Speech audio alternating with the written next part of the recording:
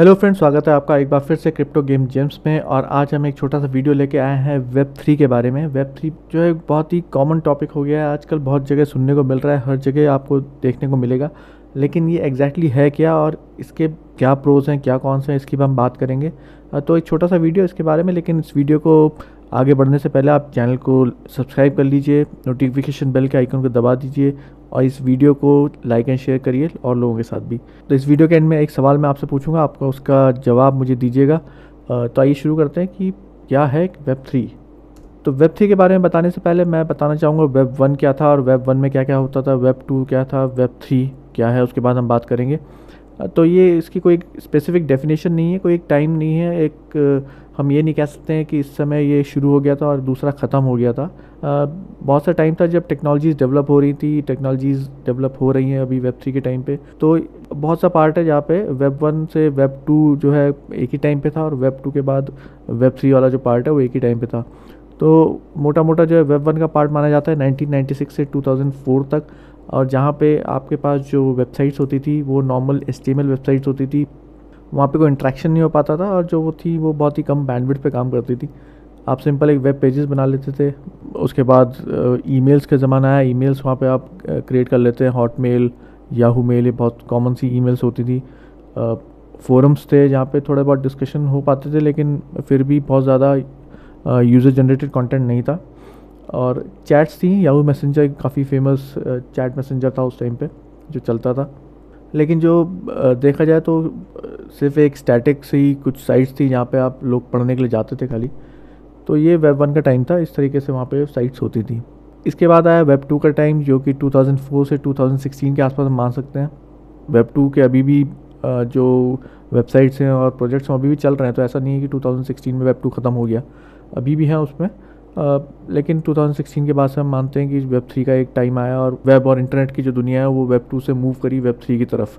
Movement अभी भी चालू है, वेब टू अभी भी है, वेबसाइट्स हैं, लेकिन वेब थ्री की तरफ मूव कर रहे हैं। तो 2004 से 2016 की तरफ मानते हैं लोग कि ये वेब टू का मेनली टाइम था। तो वेब टू में क्या हुआ, आपके डायनेमिक वेबसाइट्स आई, वहाँ पे आप लोग इंटरेक्शंस कर सकते हैं, जावा स्क्रिप्ट बेस्ड साइट्स और इस तरह की साइट्स पूरी थी। रिच मीडिया कंटेंट था, सोशल नेटवर्किंग ने एक बहुत बड़ा बूम लिया, अलग तरह की वेबसाइट्स बनी, अलग तरह के सोशल मीडिया प्लेटफॉर्म्स आए। फेसबुक ऑब्वियसली आप सब जानते ही हैं, गूगल इस समय बना। यूज़र जनरेटेड कंटेंट की मैंने बात करी है, ट्विटर, फेसबुक, लिंक्डइन, इन सब में, यूट्यूब, इन सब में आप लोग देख सकते हैं कि यूज़र जो थे वो अपने कंटेंट क्रिएट कर रहे हैं और साइट पे डाल रहे हैं और सब उसे पढ़ रहे हैं। तो यूज़र जनरेटेड कंटेंट एक बहुत मेजर पार्ट रहा वेब टू का। जो पूरा वेब टू रहा वो कम्युनिटी ओरिएंटेड रहा, कम्युनिटी के पास पावर रही इसकी पूरी, कंपनीज़ के पास थी, कंपनीज़ की एक मोनोपोली रही है। गूगल, फेसबुक अपने आप में बहुत बड़ी कंपनीज़ हैं, और लेकिन जो कंटेंट था वो क्रिएट हो रहा था कम्युनिटी की तरफ से और लोग उसे कंज्यूम कर रहे थे। अब हम देखें तो यूट्यूब में कहीं पे भी कोई कंटेंट क्रिएट नहीं करता है, जो कंटेंट क्रिएट करते हैं उसके क्रिएटर्स करते हैं और डेली बहुत सारे वीडियोज़ वहाँ पे अपलोड हो रहे हैं। लेकिन इसमें एक जो मेजर पार्ट थी उसमें जैसे कि यहाँ पे मैंने लिखा हुआ है, कंपनी की मोनोपोली थी और जो डेटा था वो कहीं ना कहीं बिलोंग करता है उन प्लेटफॉर्म को।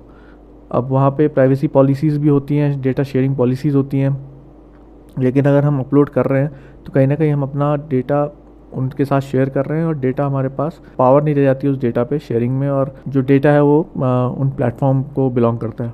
इन सब चीज़ों में एक बहुत मेजर चीज़ आई जो थी टारगेटेड एडवर्टाइजिंग की वेब टू के टाइम पे। तो जो कंपनीज़ थी उन्होंने क्या किया कि जब भी आपने उसमें अकाउंट्स बनाए, वहाँ पे आपने इंटरेक्शन शुरू करे, तो कंपनीज़ ने आपको एनालाइज करना शुरू करा, आपके डेटा को टारगेट करना शुरू करा, उसको समझना शुरू किया कि आप किस तरह इसके एक्टिविटी करते हैं पूरे दिन भर।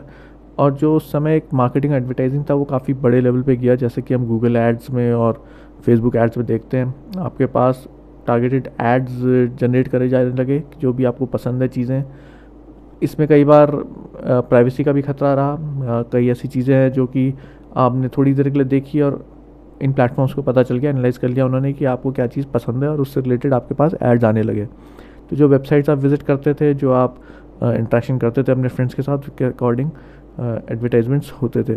तो टारगेटेड एडवर्टाइजिंग वेब टू का एक बहुत मेजर पार्ट रहा है। अब आते हैं हम इसके बाद वेब थ्री पे। तो वेब थ्री देखा जाए तो 2016 के आसपास से हम कहते हैं कि शुरू हुआ है। ऑब्वियसली कॉन्सेप्ट तो यहाँ पे काफ़ी पहले से था। अगर आप रिसर्च पेपर्स वगैरह देखें तो 2010 2011 उससे पहले की भी आपके पास पेपर्स मिलेंगे जहाँ पे पूरी प्लानिंग चल रही थी वेब थ्री किस तरीके से डेवलप होगा। तो वेब थ्री को हम मानते हैं 2016 से, और इसका जो मेजर है कॉन्सेप्ट वो है सिमेंटिक वेब पे डेवलप। सिमेंटिक वेब क्या होता है मैं आपको छोटे से फॉर्म में बताता हूँ। सिमेंटिक वेब हुआ कि आपके जो पुराने वेब था वहाँ पे कीवर्ड्स और ह्यूमन इंटरेक्शन के साथ ये पूरा वेब डेवलप हुआ था। जो भी आपकी वेबसाइट है वहाँ पे डेटा जो था वो कीवर्ड्स के अकॉर्डिंग रीड हुआ जाता था। लेकिन सिमेंटिक वेब में मशीन लर्निंग, आर्टिफिशियल इंटेलिजेंस इतने बड़े लेवल पर, इतने स्ट्रॉन्ग लेवल पर हो जाएगा कि जो भी डेटा है उसको मशीन्स भी उतने भी बेटर तरीके से रीड कर सकती हैं जैसे कि ह्यूमन है। जो डेटा की रिडंडेंसी है यानी कि जो रिपीटेड डेटा है उसे अच्छी तरीके से पढ़ पाएगी मशीन लर्निंग के थ्रू और एआई के थ्रू। तो एक तरीके से सिमेंटिक वेब को आप ये समझ सकते हैं कि मशीन लर्निंग और एआई से पढ़ के और पूरे डेटा को अंडरस्टैंड करके आप डेटा को प्रोड्यूस कर पाएंगे लोगों के सामने। जो पूरा वेब और डिसेंट्रलाइज्ड है, ब्लॉकचेन पे बेस्ड है। इसका मतलब ये हुआ कि जो आपका जो भी डेटा जो भी बैकएंड पे आपका सेव होता है वो ब्लॉकचेन पे सेव्ड है, और आप एक ही जगह पे सेव नहीं है, एक सर्वर पे सेव नहीं है, किसी कंपनी के सर्वर पे सेव नहीं है, वो डिस्ट्रीब्यूटेड सर्वर है, अलग जगह पे सेव है। कोई से आप इसे बोल सकते हैं कोई इस डेटा को ओन नहीं करता है, या फिर हर कोई ओन करता है जो आपका डेटा वो आप ओन करते हैं। किसी एक ऑर्गेनाइजेशन का कंट्रोल नहीं है। जैसे कि मैंने आपको बताया सर्वर पे अगर आपने ऑनलाइन वेब थ्री में कहीं पे सेव किया हुआ है डेटा तो कोई एक ऑर्गेनाइजेशन उस पर कंट्रोल करके नहीं रख सकती है। जो ये पूरी वेब थ्री है ब्लॉकचेन टेक्नोलॉजी से पावर्ड है। ब्लॉकचेन टेक्नोलॉजी पे मैं एक अलग वीडियो अलग से बनाऊँगा, उसमें बहुत टेक्निकल एस्पेक्ट्स हैं। लेकिन अगर देखा जाए तो आप ये समझ सकते हैं कि जो डेटा है जैसे मैंने पहले बताया किसी एक सर्वर पे सेव नहीं है, वो ओपनली आपके पूरे ब्लॉकचेन पे सेव्ड है। वेब थ्री का एक मेन कॉन्सेप्ट जो बताया जा रहा है वो ये है कि यूज़र्स के पास आपके डेटा की ओनरशिप है। ऐसा नहीं है कि आपने उसे ऑनलाइन डाल दिया तो किसी एक ऑर्गेनाइजेशन के पास है वो और उस ऑर्गेनाइजेशन की ही वो हो गई। जो भी डेटा है उसकी ओनरशिप आपके पास ही रहेगी। तो इसी पे बेस्ड देखिए आप जो भी हमारे NFTs और ये सब लॉन्च हो रहे हैं वो इसी पे बेस्ड हैं। NFT की कोई कॉपी नहीं बन सकती है। वो NFT अगर आपने परचेज़ किया तो आपके पास ही अनटिल अनलेस आप उसको सेल कर दें। तो जो NFTs हैं वो ओनरशिप आपके पास ही रहेगी। ऐसी कॉइन्स हैं अगर आपके पास कोई तो वो कॉइन्स हैं जो आपके ही कॉइन्स रहेंगे अनटिल आप उसे ट्रांसफ़र ना करें किसी और अकाउंट पे। सिक्योर नेटवर्क है, जो वेबसाइट्स हैं या फिर जो भी ऐप्स हैं वो डाउन नहीं होंगे। हैकेबल हैं, हैकेबल कुछ हद तक हैं, बिल्कुल हैं ऑब्वियसली, क्योंकि अगर आपके वॉलेट्स हैक हो गए तो वो चीज़ें आपके यहाँ से कॉइन्स हो गए, ऐप्स हो गए, वो सारे आपका डेटा वहाँ से जा सकता है। लेकिन फिर भी कंपैरेटिवली सिक्योर है। अगर कभी कोई साइट डाउन होती है तो ऐसा नहीं है कि वो आप उसे उसकी कॉपी कहीं और भी होगी और आप वो साइट को अप कर सकते हैं वहीं से। तो जो डाउन टाइम होगा वो क्योंकि डेटा बहुत जगह और मल्टीपल सर्वर्स में सेव्ड है तो आपको ये डाउन टाइम पता ही नहीं चलेगा। और जैसा मैंने पहले बताया नो मोनोपोली ऑफ ऑर्गेनाइजेशंस, क्योंकि जो आपका डेटा है वो मल्टीपल ब्लॉकचेन पे सेव्ड है तो किसी एक पर्टिकुलर सर्वर पे नहीं है किसी ऑर्गेनाइजेशन के, तो ऑर्गेनाइजेशन की मोनोपोली नहीं चल सकती है।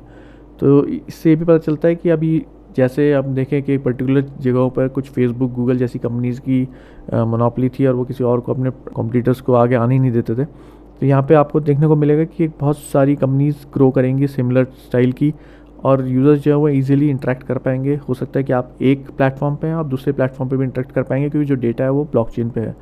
तो ये मुझे लग रहा है कि ये काफ़ी इजी हो जाएगा। ज़रूरी नहीं है कि एक ही तरह की ऑर्गेनाइजेशन है वही ग्रो कर रही है, मल्टीपल ऑर्गेनाइजेशन होंगी, मल्टीपल ऐप्स डेवलप हो रहे हैं, मल्टीपल चीज़ें हो गई। जैसे कि हम गेम्स की इस चैनल में बात कर सकते हैं तो मल्टीपल गेम्स हो गए जो डेवलप हो रहे हैं सिमिलर तरीके के। जो अच्छे होंगे वो ग्रो करेंगे, जो नहीं होंगे वो ऑब्वियसली दब जाएंगे।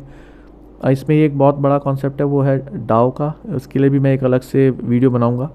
डाओ हो गया आपका डिसेंट्रलाइज्ड ऑटोनॉमस ऑर्गेनाइजेशन, तो उस पर मैं एक अलग से वीडियो बनाऊंगा आपके लिए बाद में।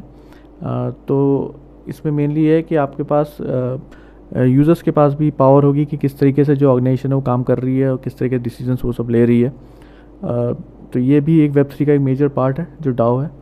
इसके बाद मैं आपको एक छोटा सा एग्जांपल दिखाता हूँ कि ये जो वेब3 है वो किस तरीके के चेंजेस कर रही है। बहुत सारी चीज़ें हैं जो हुई हैं, मैं एक यहाँ पे एग्जांपल लेके चल रहा हूँ नेम सर्विसेज का या डोमेन नेम्स का। तो अगर आपके पास कोई भी डोमेन नेम है, वो पहले हम कैसे करते थे जब भी वेब2 वाले पार्ट में आईकेन एक ऑर्गेनाइजेशन है जो कि डोमेन नेम्स को रजिस्टर करवाती है, और जो उसके बाद जो है वो गोडैडी या नेमचीप जैसी सर्विसेज आपको डोमेन नेम सेल करती है, जहाँ से आप परचेज़ करते हैं लेकिन वो कुछ टाइम के लिए होता है, उसके बाद आप उसे रिन्यू करवाते हैं। तो जो भी डोमेन नेम है वो कुछ फीस आइकन को जाता है, कुछ इनके पास रहता है जो भी सर्विस प्रोवाइडर्स है। वेब3 में कॉन्सेप्ट थोड़ा सा चेंज हो गया है। यहाँ पे भी सर्विसेज है जो आपको डोमेन नेम्स बेच रही हैं, लेकिन जो आपके डोमेन नेम्स हैं वो ब्लॉकचेन पे सेव्ड है। तो डॉट ईथ काफ़ी फेमस डोमेन नेम चल रहा है, थोड़ा सा महंगा है क्योंकि इथेरियम बेस्ड है। इसके बाद आपके पास ये दूसरा अनस्टॉपेबल डोमेन्स करके एक सर्विस है जहाँ पे आप जाके डोमेन्स खरीद सकते हैं। कुछ डोमेन्स हैं जो कि ऑब्वियसली आपको कुछ टाइम के लिए परचेज़ करने हैं, उसके बाद आपको रिन्यू करना है, लेकिन कुछ है जो आपके पास हमेशा के लिए डोमेन नेम्स हो जाएंगे। तो आपको बार बार रिन्यू नहीं करना पड़ेगा, वो कोई और होल्ड नहीं करेगा। आप डोमेन को परमानेंटली आप मैनेज कर सकते हैं, परमानेंटली आप होल्ड कर सकते हैं। उसके बाद जो बहुत इंपॉर्टेंट चीज़ है उन डोमेन्स की ये है कि वो सिर्फ वेबसाइट्स के लिए नहीं है, उसमें आप एक आपका परमानेंट एड्रेस टाइप का वो बन जाएगा ऑनलाइन आपकी आइडेंटिटी के लिए। आप उसे अपने वॉलेट के साथ कनेक्ट कर सकते हैं और पर्टिकुलर डोमेन के थ्रू ही आप इंट्रैक्शंस कर सकते हैं। आप NFTs वहाँ पे सेव कर सकते हैं, आप अपने कॉइन्स वहाँ पे सेव कर सकते हैं, वहाँ पे इंट्रैक्शंस और ट्रांजेक्शन्स कर सकते हैं। तो इसलिए डोमेन नेम काफ़ी इंपॉर्टेंट हो गए हैं आज की वेब3 की दुनिया में। तो एक छोटा सा एग्जांपल था ये, किस तरीके से चेंज हो गई हैं पुराने डोमेन नेम्स और नए डोमेन नेम्स में। इसी तरीके से गेमिंग चेंज हो गई है, जिसके बारे में हम हमेशा बात करते रहते हैं। सोशल मीडिया प्लेटफॉर्म्स आ रहे हैं नए तरीके के काफ़ी ज़्यादा, जो कि वेब3 बेस्ड हैं। इसके अलावा वॉलेट्स ऑब्वियसली बहुत मेजर एग्जांपल है वॉलेट्स का। चैटिंग सॉफ्टवेयर्स हैं जो काफ़ी आ गए हैं, उनके बारे में आगे जाके डिस्कस करेंगे।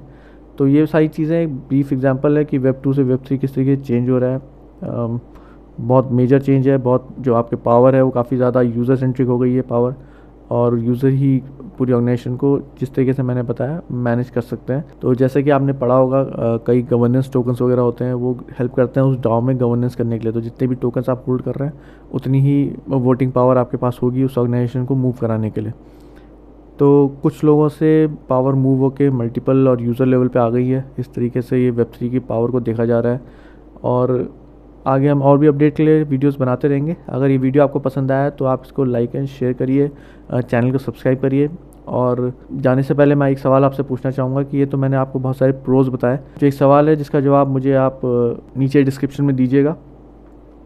अगर हम कह रहे हैं कि यूज़र सेंट्रिक पावर हो रही है और एनोनिमिटी है वेब3 में पूरा, तो क्या ऐसा पॉसिबल है कि ये एक तरीके से डार्क वेब बन के रह जाएगा? और क्योंकि अभी इसके कोई भी कंट्रोल नहीं है, क्या इससे हैकिंग्स जो है बढ़ेंगी, इससे क्या क्राइम्स बढ़ेंगे?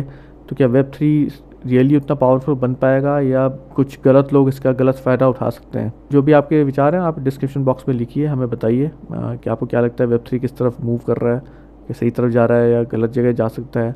और आगे हम और भी वीडियोस लेके आते रहेंगे ऐसी बेसिक्स इंट्रोडक्शन के साथ, जो भी इसकी डिटेल्स हैं उनके साथ। और ऑब्वियसली हमारे जो गेम्स के वीडियोस हैं वो भी जल्दी आएंगे और भी। तो जल्दी मिलेंगे एक नए वीडियो के साथ, तब तक के लिए गुड बाय, अपना ख्याल रखिए, स्वस्थ रहिए, फिर मिलते हैं एक नए वीडियो के साथ।